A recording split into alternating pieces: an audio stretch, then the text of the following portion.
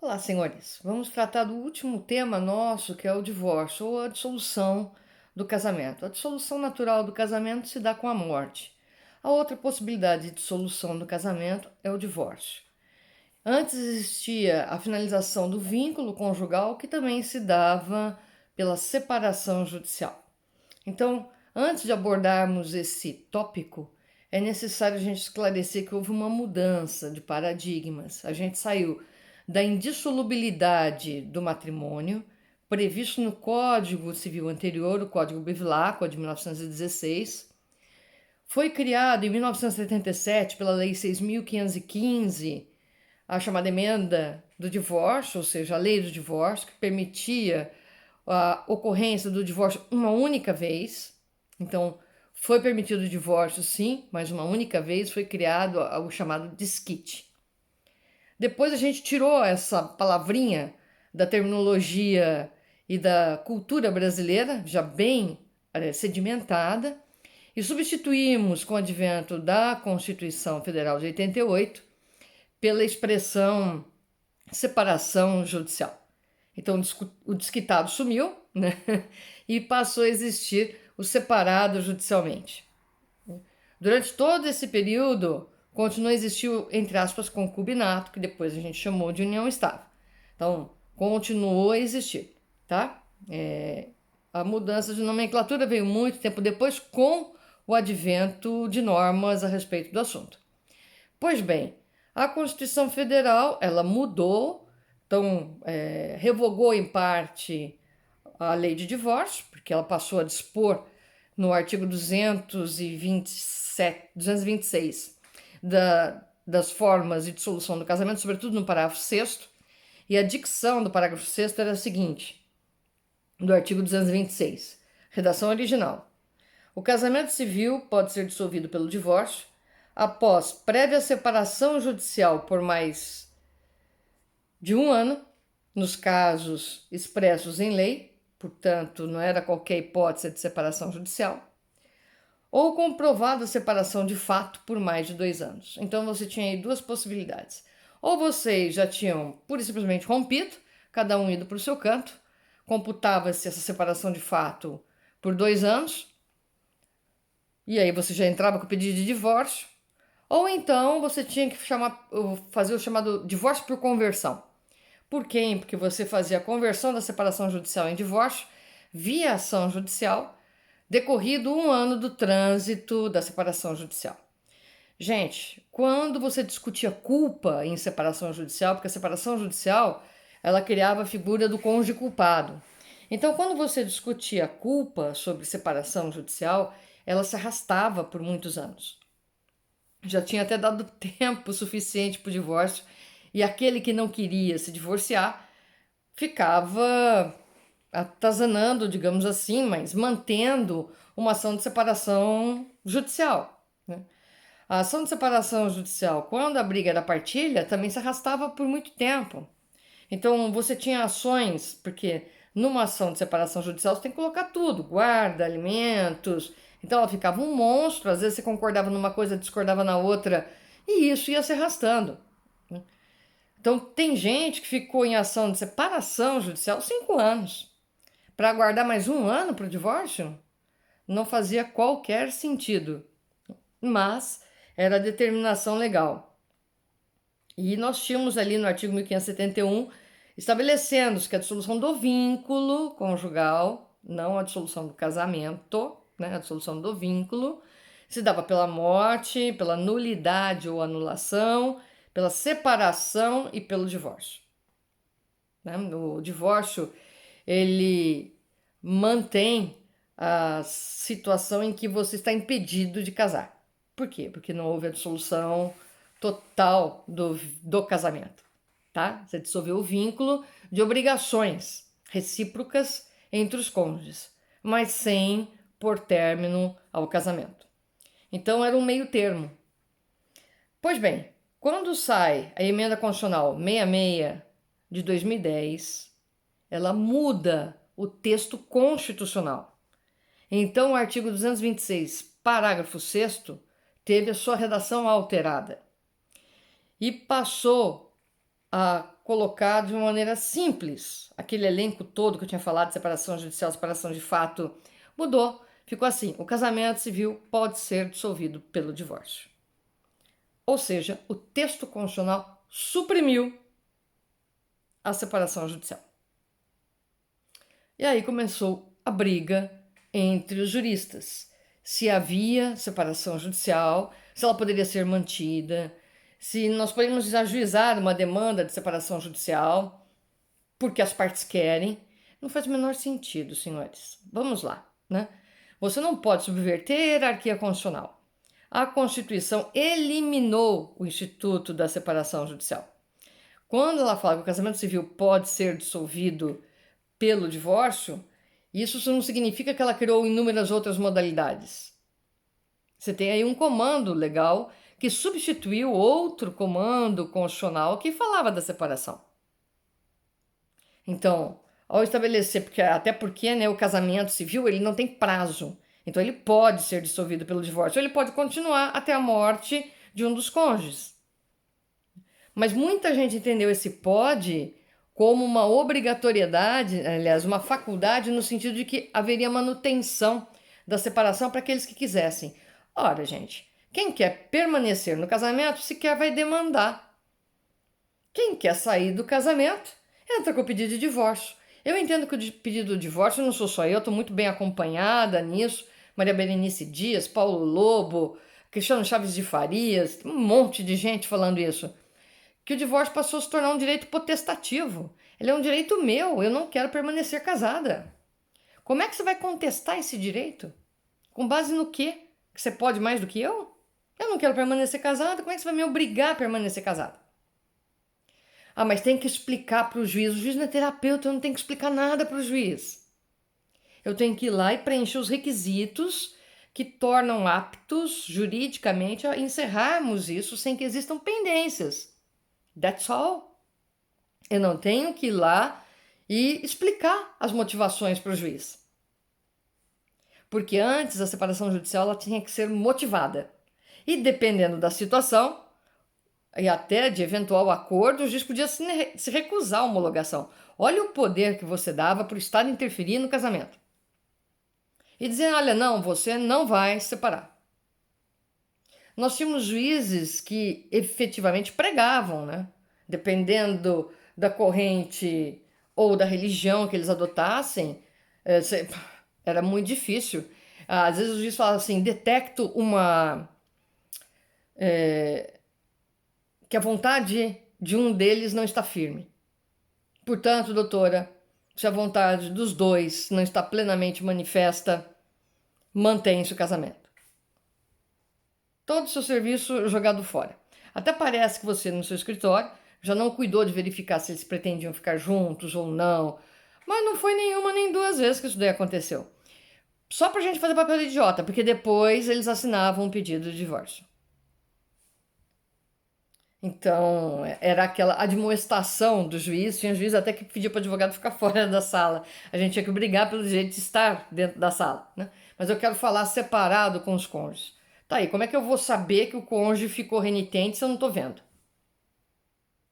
Ah, mas é minha autoridade de juiz. Então, por que o senhor não acredita na minha dizendo que os dois concordaram com o divórcio? Eu não tenho autoridade, mas a minha boa-fé não basta? Eu preciso ficar do lado de fora? O senhor desconfia de mim?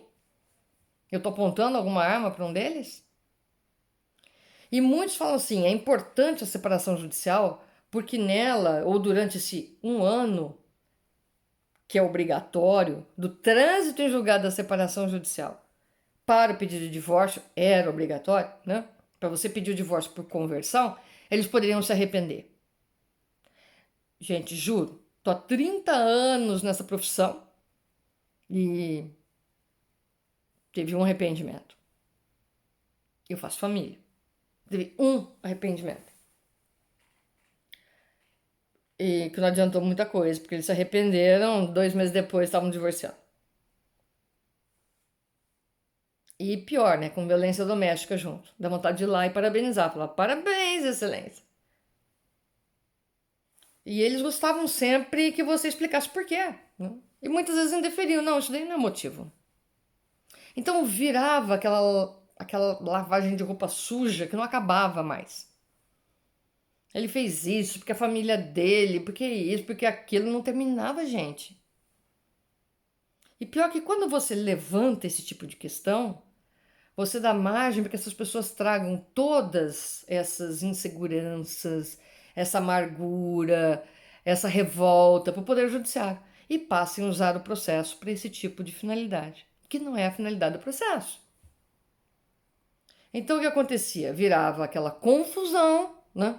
Aí muitas vezes o juiz virava para os advogados e falava: doutores, os senhores não têm nenhuma proposta? A gente até tinha, né? O senhor fez esse tumulto, como é que a gente vai fazer alguma proposta agora? Então, é muito complicado? Era. Primeiro, você tinha que ter motivo. Havia uma discussão de culpa muito grande. Coloque uma coisa na cabeça, gente: qualquer projeto seu que malogre, você quer pôr culpa em alguém? Imagina o casamento, que é um sonho, é um projeto de vida que não deu certo. Vamos discutir quem é o culpado? Eu costumo dizer, eu sei que estou sujeita a erros, e aí muita gente vai querer jogar o sapato, ainda bem que a aula é gravada, que para o final do casamento concorrem os dois. Não foi ele que agiu e ela que não viu. Ou não viu os sinais, ou que preferiu ignorar, ou achou que tudo passava. Foi ela que me traiu e era você que não estava em casa, não chamava lá para sair, mudou de conduta, você contribuiu. Essa noção você nem tente passar para o casal, nem adianta. Porque eles vão dizer que os dois vão dizer que o outro é culpado. Eu achei muito estranho, teve um caso que apareceu no escritório em que a pessoa falou assim: olha, nós estamos super bem, estamos divorciando, mas nos falamos muito bem, o acordo está aqui, está tudo em ordem. Eu falava: não tem algo muito estranho com isso, né? Porque é impossível alguém estar feliz saindo do casamento. Não é usual isso daí. Aí que eu percebi que, na verdade, esse divórcio era uma tentativa aí de lesão a terceiro. Não havia intenção deles efetiva de se divorciar, era mais formalizar no papel para praticar uma fraude. Por isso que eles estavam felizes com o divórcio. Aí é uma questão de ética, senhores, se o senhor vai fazer ou não. E ética você não tem pela metade, ou você tem, ou você não tem. Né?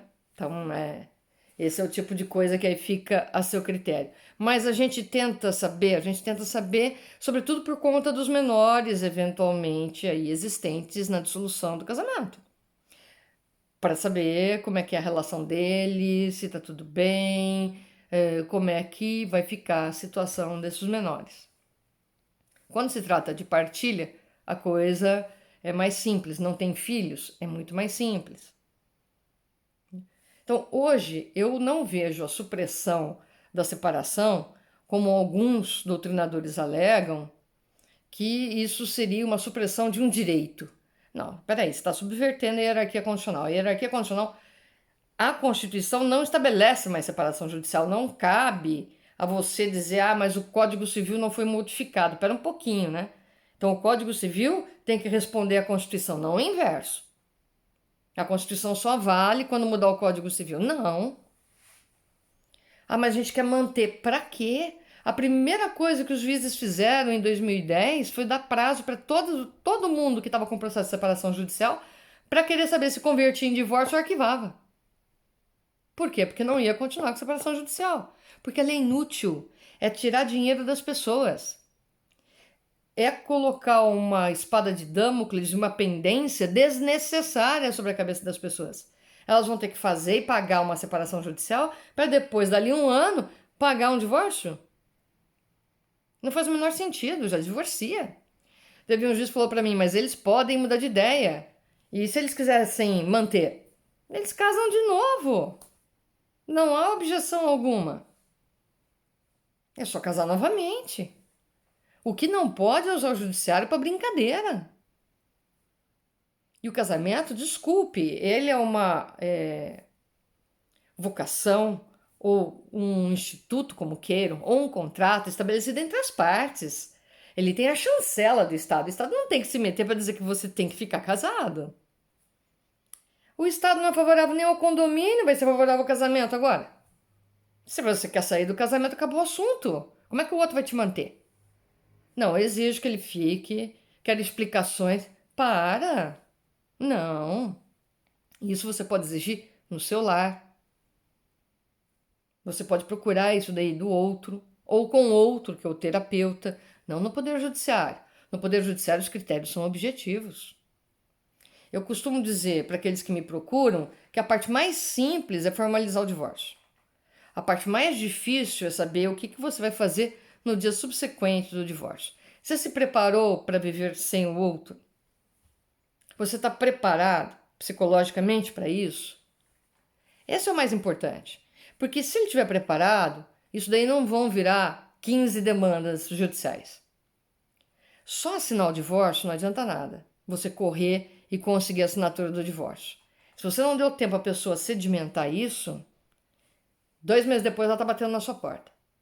Ah, eu quero rever a guarda, eu quero rever as visitas, ele tá me aborrecendo demais, meu filho não tá gostando. Aí pronto, aí começa a confusão.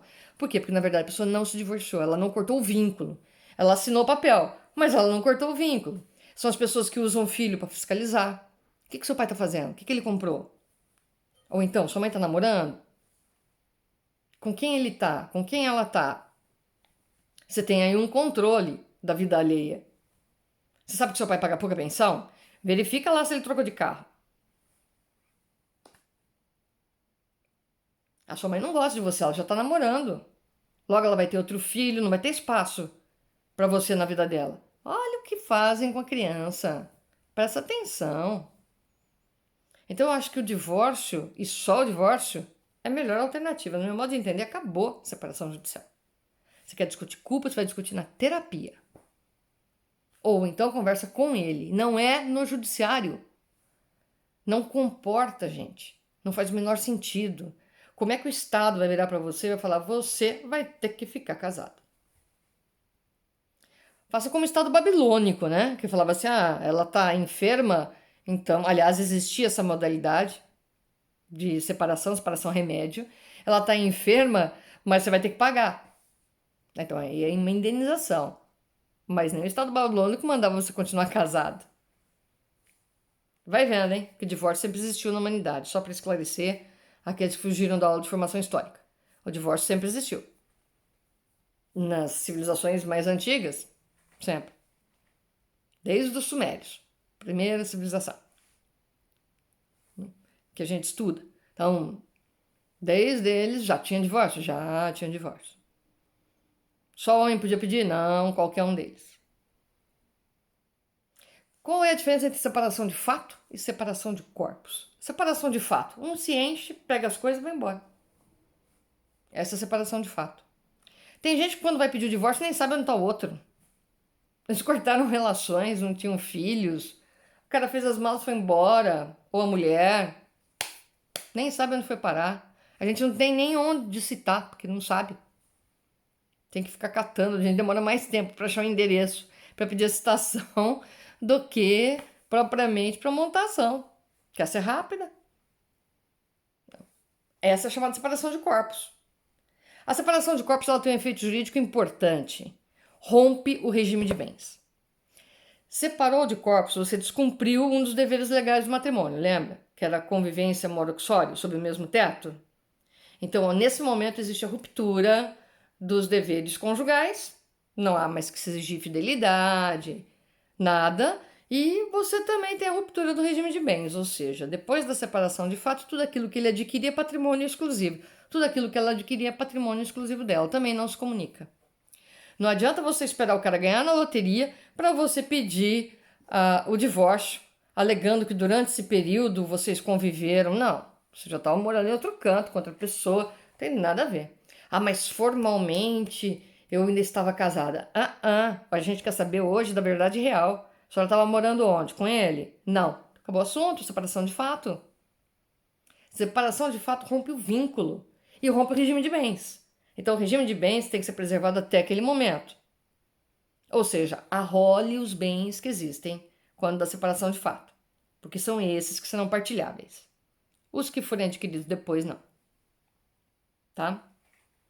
Separação de corpos. Geralmente é pedido nos casos de violência doméstica, em que você pede a saída do outro. Eu gosto e prefiro pedir o afastamento temporário do lar conjugal, que é geralmente preventivo até de uma ação de divórcio, sem prejuízo dos direitos havidos. Ou seja, a pessoa está saindo, mas ela não está abandonando, ela só está saindo por uma questão de preservação física, alguma coisa que vale. Então aí você pede separação de corpos, a retirada do outro, afastamento do lar conjugal é a saída sua.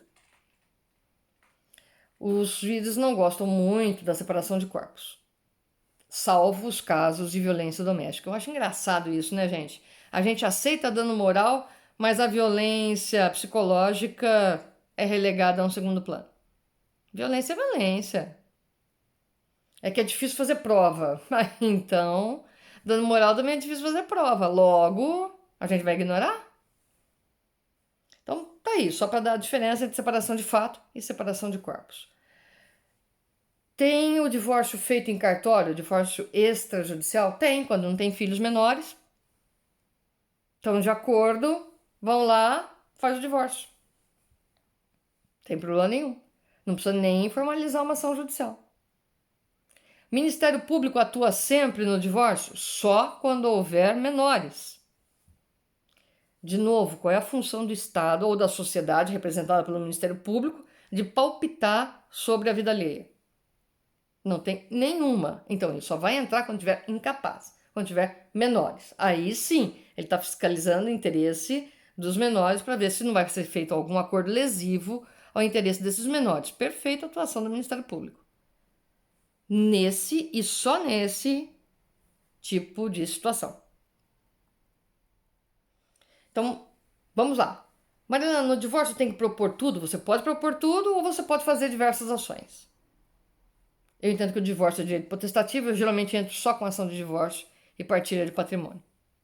E já peço a concessão imediata do divórcio, porque hoje você pode ter sentença parcial. Então eu já peço a homologação do divórcio, porque é direito potestativo dele. Partilha ou chega num acordo vai ser declarada comum. Marilene, guarda e alimentos. Como aí existem as tutelas e as provisoriedades, às vezes quando o problema está em guarda, eu separo guarda. Alimentos e gestão de acordo, então não tem problema, faz junto com o divórcio. Aí é uma questão de estratégia, onde vai pegar? Onde vai pegar, faz a ação separada, para que ela não tumultue o restante. Pode colocar tudo junto? É a melhor forma que tem, coloca tudo junto. Nem sempre estrategicamente vai ser a solução, mas quando alguém te pergunta sobre o divórcio, ele quer saber todos os elementos. E o que seriam todos esses elementos? Só para definir um pouco mais para vocês. Bom, no divórcio eu tenho que primeiro estabelecer se é divórcio, né? Marilene Diniz já falava, antes mesmo da emenda de 2010, que não tinha divórcio litigioso. Porque o divórcio era sempre condição objetiva. Ou tá tanto tempo separado de fato, ou tá tanto tempo com separação judicial. Então ela falava, acabou, né? São condições objetivas. O que a gente chama de divórcio litigioso é porque você desconhece o endereço do outro. Então você vai ter que pedir citação editalícia, você vai ter que entrar com um pedido formal, porque você não sabe onde está o outro. Ou porque eles recusam, né? Mas não cabe hoje contestação. Então, de novo, são razões de ordem objetiva. Um quer, quer, então vai divorciar. Cite-se o outro, tá. E quando não tem endereço? Vamos lá, né? Até conseguir a citação editalícia, que é a última, aí pega o último domicílio e demora, galera. Mas faz o divórcio. Por isso que muitos de nós brigam como um direito potestativo, porque assim não haveria obrigatoriedade de citação do outro e sim ciência do outro, né?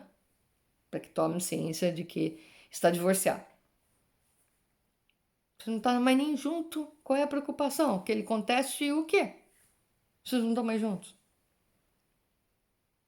Então, alguns requisitos caíram. Então, a primeira coisinha, divórcio, que é ação personalíssima.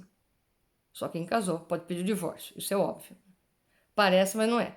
Tem filho que quer ir lá pedir o divórcio da mãe. Meu pai bate na minha mãe, eu quero que ela se divorcie. Não, ela tem que querer. Eu lamento, mas ela tem que querer. Traga ela aqui, vamos ver se a gente conversa, ou leva ela no terapeuta. Se ela não quiser, o que eu posso fazer? Teve um caso muito triste, que a mãe queria divorciar, um dos filhos apoiava, dois outros não. Um divorciou. Eu espero que ela esteja bem, fisicamente. Mentalmente já não estava mais, em termos psicológicos, né?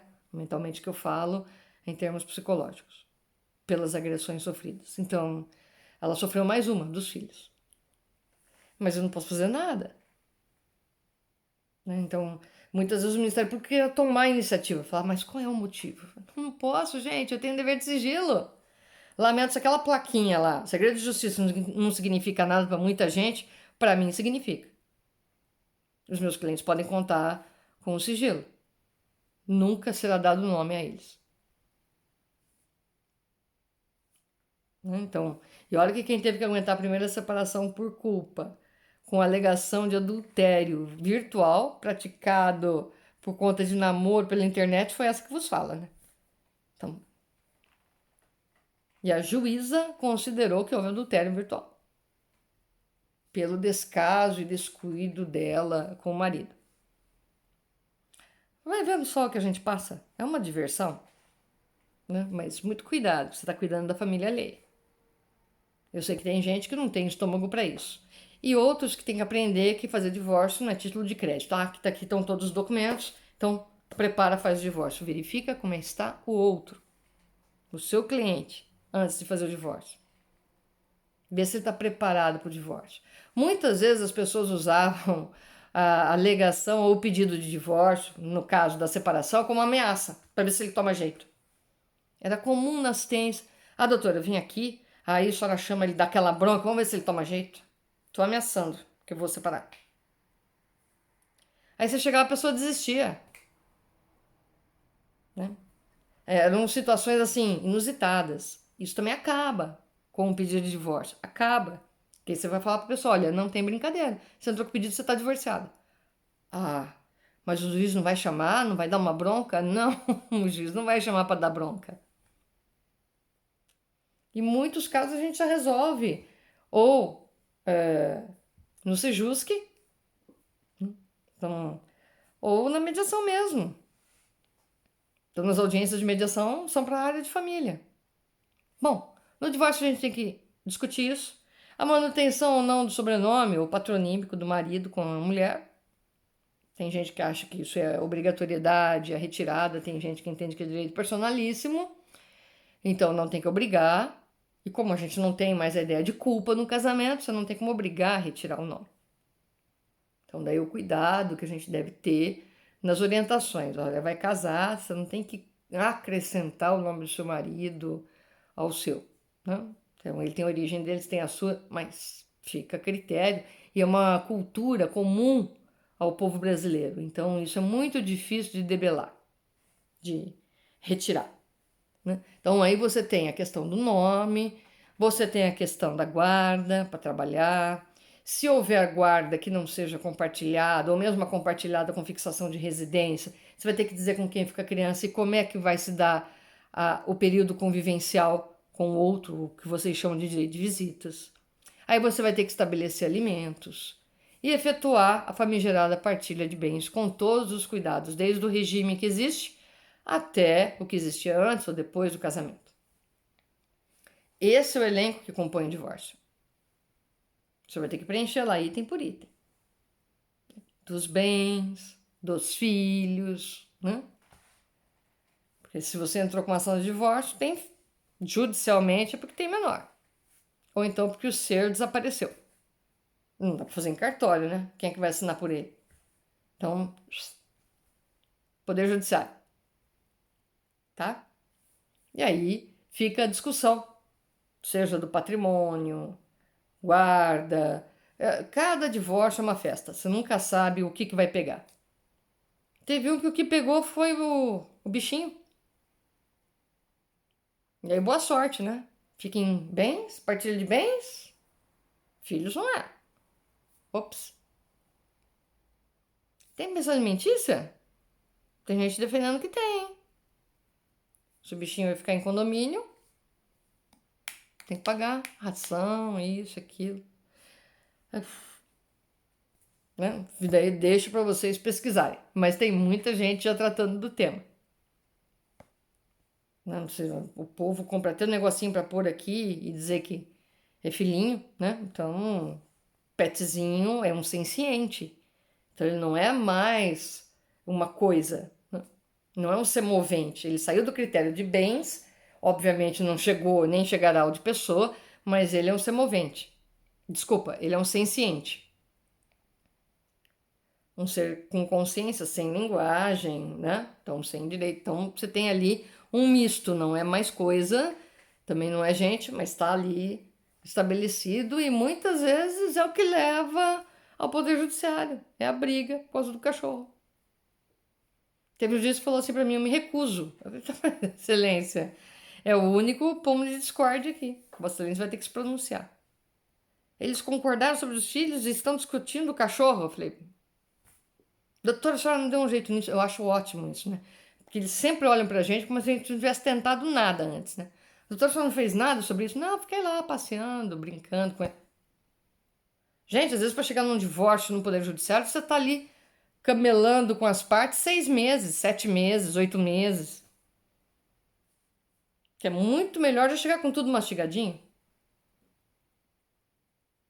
Precisa ser sempre o mesmo advogado para os dois? Claro que não. Pode ter cada um o seu advogado, não tem problema nenhum. Então, quanto a isso, tranquilo.